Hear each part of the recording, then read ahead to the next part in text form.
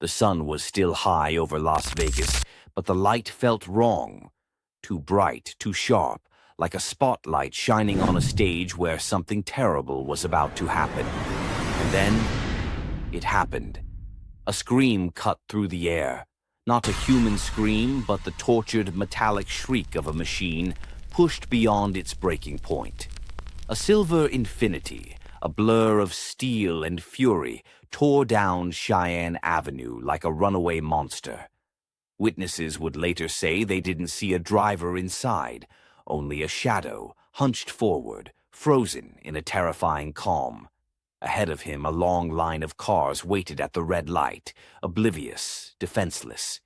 The Infinity never slowed. 100 miles per hour, 45-mile zone, no braking, no hesitation, no mercy. The first impact sounded like an explosion, a horrifying, bone-shaking thunder that rolled across the intersection.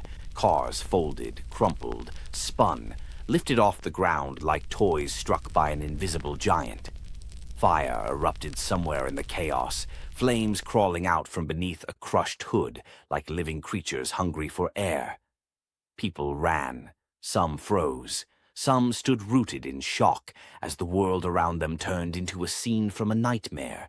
Metal twisted into grotesque shapes, shattered glass glittered across the asphalt like broken stars, and smoke rose in thick, choking waves. Inside the mangled wreckage of the Infinity lay a young woman, half-conscious, bleeding, still breathing. For now, she was 11 weeks pregnant, and she never had a chance. As sirens began to wail in the distance, still too far, still too late, one question would hang over the wreckage, drifting like smoke into every mind that witnessed the horror. Was this just a tragic accident, or did someone choose this moment? Because sometimes, evil doesn't walk, it drives. Before the screams, the kind of silence that hides inside ordinary days, quiet, unnoticed, waiting. Nothing felt unusual, nothing warned them. But sometimes evil doesn't arrive with thunder.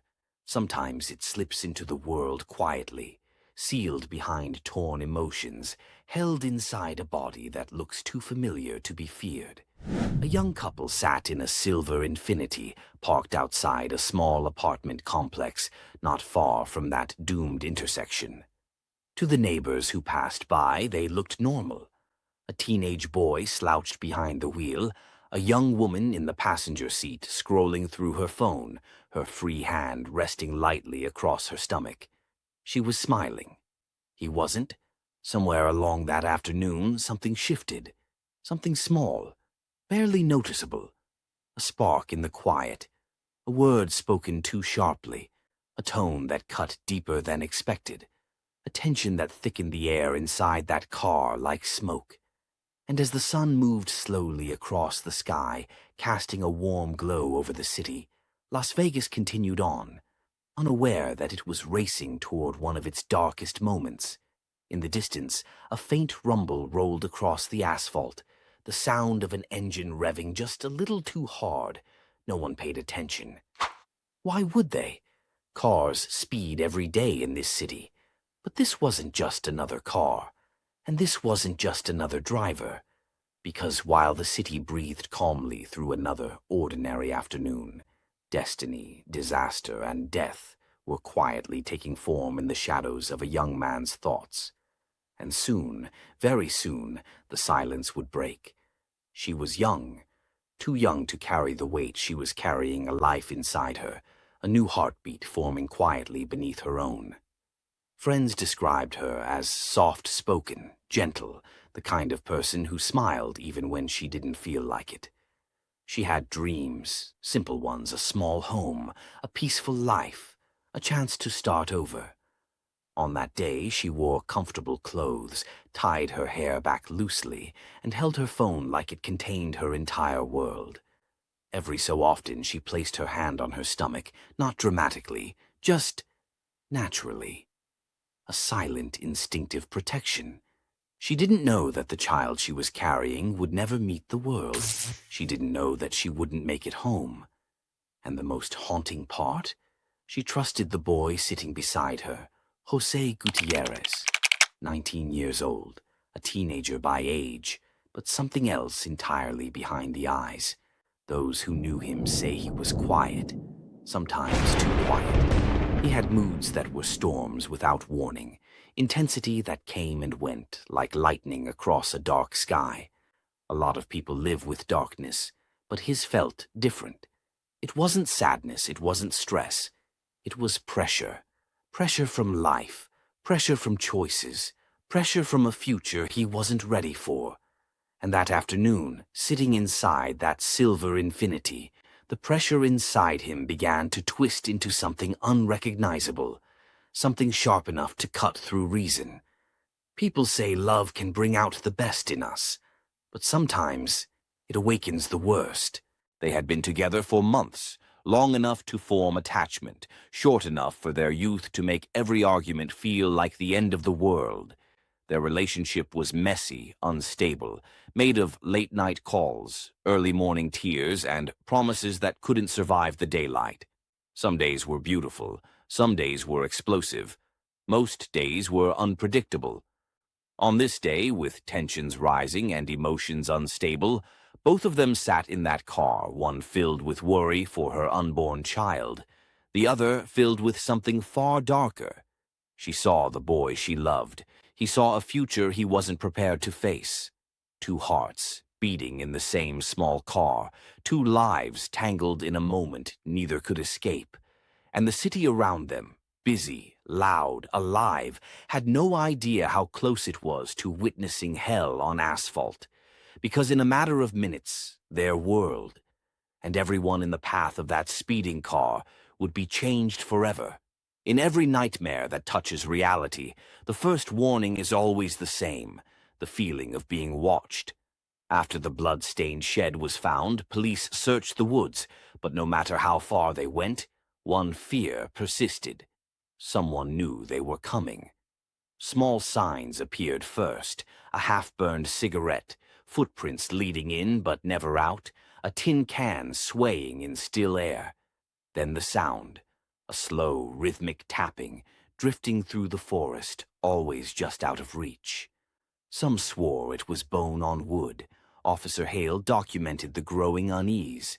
Stone pyramids appeared at the camp's edge, more every morning, creeping closer. On the fourth night, he whispered, "Someone moved my boots, right outside my tent, facing in." The forest wasn't empty.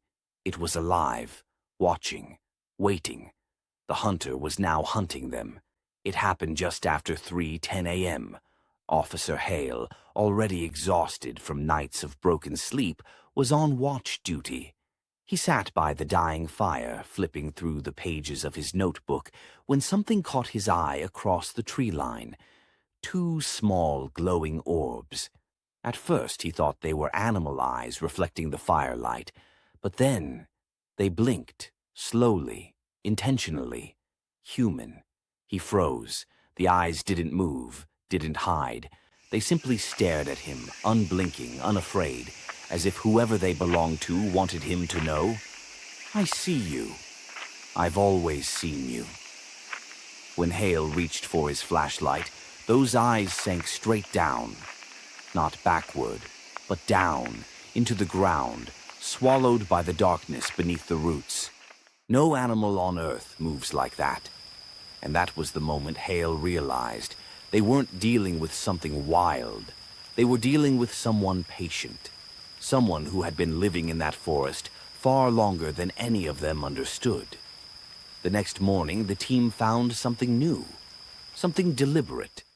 A rope thick, frayed, stained, dangling from a branch above their camp.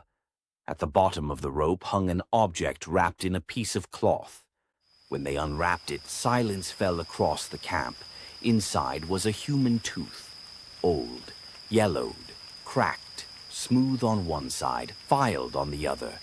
But that wasn't the disturbing part. The disturbing part was the message carved into the cloth, a single line written with an uneven hand, "Go back," and below it, scratched into the bark of the tree, "Before nightfall."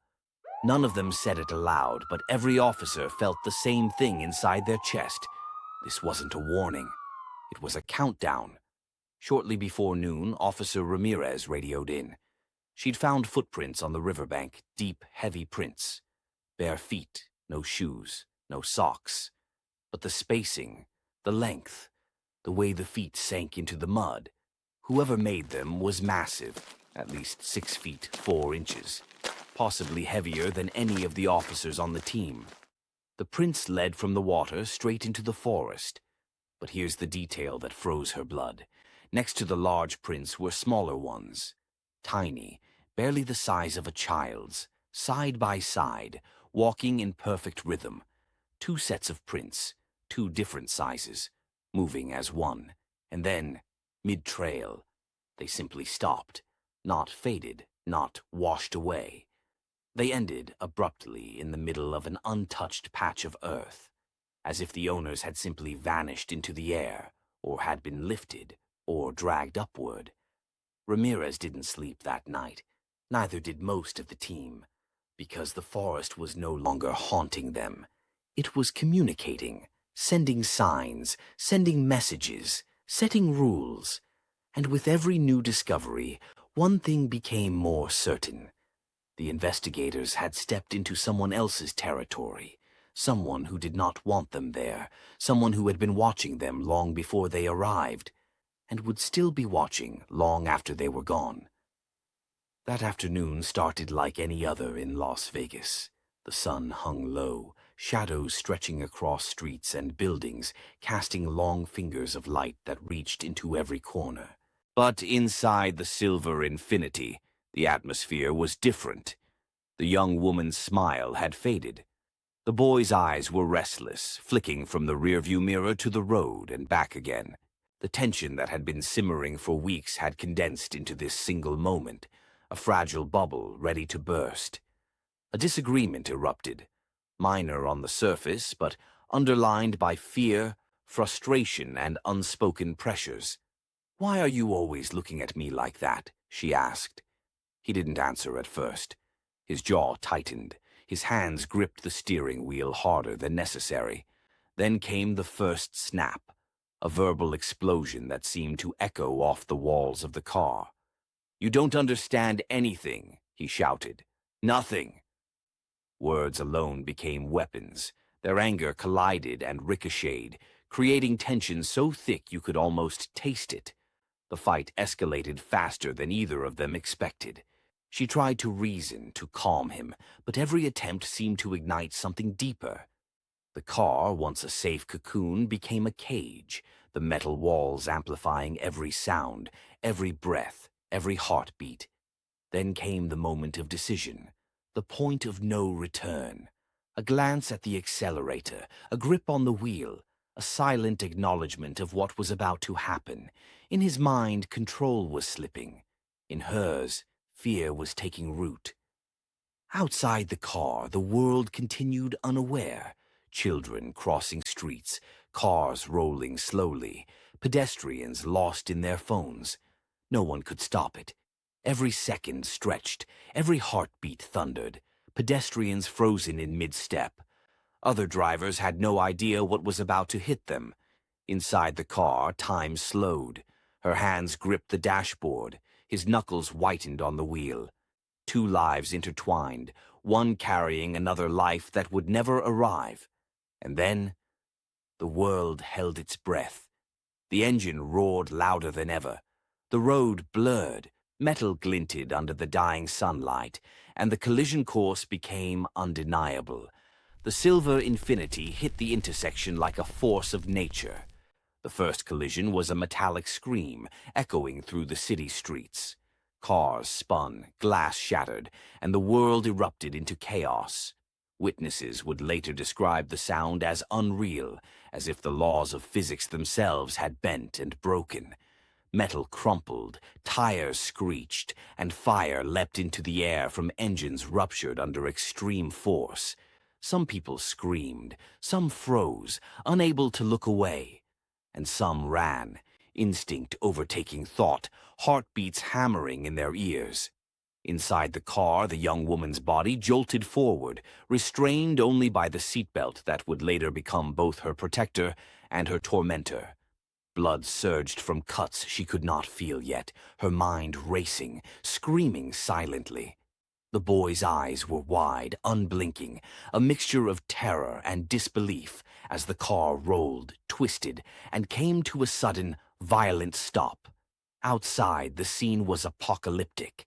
The intersection looked like a battlefield. Flames licked at twisted metal. Smoke curled into the sky, black and suffocating. The acrid smell of burning rubber and oil filled the air. People staggered around the wreckage, some trying to help, others standing paralyzed in shock. The distant wail of sirens cut through the chaos, but was still far away, too late, too slow. Bodies moved through the smoke. Some were injured, some forever still. The city had become an unwilling witness to an event that would haunt it forever.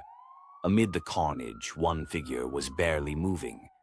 The young woman, bleeding, bruised, and barely conscious. Her hand instinctively moved to her stomach, a silent plea for the child she carried, a life cut short before it had begun. And then the reality sank in. She was alive, but just barely. And for the child, there would be no heartbeat to return home. The boy, the cause of all this destruction, slumped over the wheel, not fully aware, not fully conscious, but trapped in the aftermath of a choice that could never be undone. The weight of his actions hung over him like a dark cloud, suffocating, inescapable. Firefighters arrived first, moving through smoke and heat with trained precision. They pulled victims from the wreckage. They applied pressure to wounds. They called out names. They saw things no human should ever see. And yet they persisted. Police arrived moments later, taking control of the scene, asking questions, securing evidence. But for those standing there, nothing could erase what they had witnessed. A life ended, a future destroyed, and a city that would never look at an intersection the same way again. The young woman was rushed to the hospital. Paramedics worked quickly, but the extent of her injuries was horrifying. Cuts and bruises covered her body. Blood stained her clothes, the interior of the car, and the asphalt beneath the wreck. Her life hung by a thread. The child she carried, her unborn baby, was gone. A heartbeat that would never echo, a future that would never exist.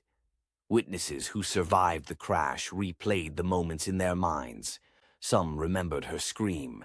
Some remembered the boy behind the wheel, frozen in fear. And all of them remembered the unthinkable sound of metal bending and tearing. By evening, news spread across the city. Social media lit up with photos, eyewitness accounts, and speculation. Neighbors talked in hushed tones, haunted by what had happened just blocks from their homes. Some people left flowers at the intersection. Others simply shook their heads in disbelief. And everywhere, the same question circulated quietly, like a shadow over Las Vegas. Why would someone do this? After the sirens faded and the last victim was transported, the intersection fell into silence.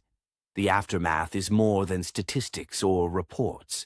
It's the frozen faces of survivors, the grief of families, the shock of a city that realizes evil can arrive at any time in the form of someone you thought you knew. Detectives arrived the next morning, surveying the wreckage with a practiced eye. Every detail mattered. Every skid mark, every dent, every piece of shattered glass told a story. Officers immediately focused on the driver, the boy behind the wheel, his face pale, his hands trembling. He sat quietly in the back of the patrol car, not speaking, not moving, but entirely aware of the destruction left in his wake. Detectives noted inconsistencies, small, almost imperceptible at first, the speed, the trajectory, the lack of any braking. It was deliberate, it was intentional, and that realization changed everything. Forensic analysis revealed the accelerator had been pressed with consistent, forceful pressure. No braking whatsoever, no attempt to avoid harm. The young man's mind had made a choice that the city couldn't comprehend. Officers reviewed hours of surveillance footage and phone records. Every social media post, every text message, every location ping was scrutinized. A pattern emerged: tension, arguments, planning, hints at frustration, hints at premeditation. The pieces were falling into place. Psychologists brought in to profile the young man described him as a volatile mix of impulsivity, suppressed anger, and distorted reasoning. He wasn't a stranger to frustration. Small disappointments triggered disproportionate reactions. Some experts said he lacked the empathy necessary to process consequences fully. Others warned that the thrill of control may have overtaken any shred of moral restraint. The truth was darker than anyone could have predicted. The crash wasn't just a moment of rage. Investigators discovered the young couple had a history of volatility. Arguments over minor matters had grown more intense over weeks. Texts revealed desperation, jealousy, and fear, but also moments of vulnerability that hinted at a normal teen trying to navigate impossible pressures. As investigators delved deeper, they found subtle signs of premeditation. Small attempts to assert control over the situation had preceded the crash. Witnesses reported seeing him drive erratically days before, speeding, weaving, testing boundaries. Digital evidence revealed moments where he almost seemed to fantasize about chaos. The combination painted a terrifying picture. This wasn't merely an accident or a lapse in judgment. The young man was arrested shortly after the crash. Handcuffed, pale, and silent, he was led into a patrol car. Detectives had a mountain of evidence: witness testimonies, skid marks and vehicle trajectory, phone messages and social media posts, forensic analysis proving deliberate acceleration. It was overwhelming. The case was clear. This was not an accident. This was intentional, reckless, and deadly. After days of testimony, cross-examinations, and harrowing witness statements, the verdict came down: guilty on multiple counts of vehicular manslaughter and reckless endangerment. The sentence: decades in prison, a lifetime of reflection and regret, if remorse could ever truly undo what was done. This wasn't just one family's tragedy. It was a community-wide scar. And somewhere in the silent moments, people asked themselves the same question over and over. Could something have stopped it? Could warning signs have prevented this horror? What would you do if the darkness arrived in your own life, silently and without warning?